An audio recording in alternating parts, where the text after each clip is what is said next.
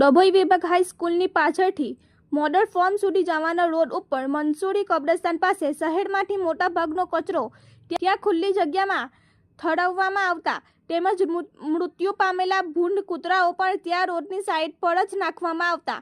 જેના કારણે રાત્ર દિવસ દરમિયાન અવરજવર કરતા લોકોને ભયંકર દુર્ઘટના સામનો કરવો પડે છે અને મોટા ભાગનો કચરો ગંદકી રોડ ઉપર ફેલાય છે. નગરપાલિકા દ્વારા રોડ ઉપરથી કચરાના ઢગલા ખસાવે તેવી લોક માંગ ઉઠી છે.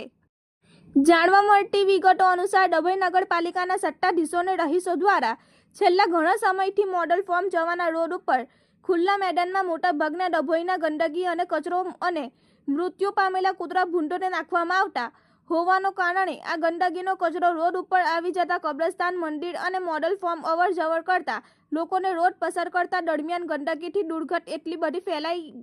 છે કે રોડ ઉપરથી પસાર થવું મુશ્કેલ બની જાય છે.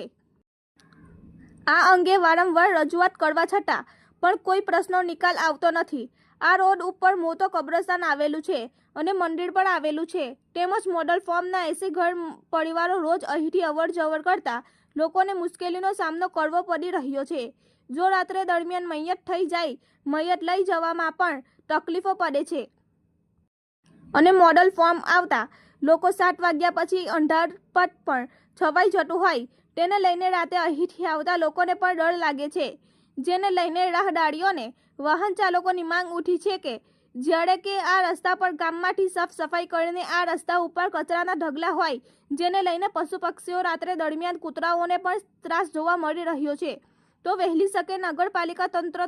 તકેદારી રાખી સ્વચ્છતા અભિયાન હાથ ધરે તેવી લોકોની માંગ ઉઠવા પામી છે. રિપોર્ટર ફજલ રજાક ખત્રી, ગુજરાત અદ્ભુત ન્યૂઝ, ગુજરાતી, ડભોઈ.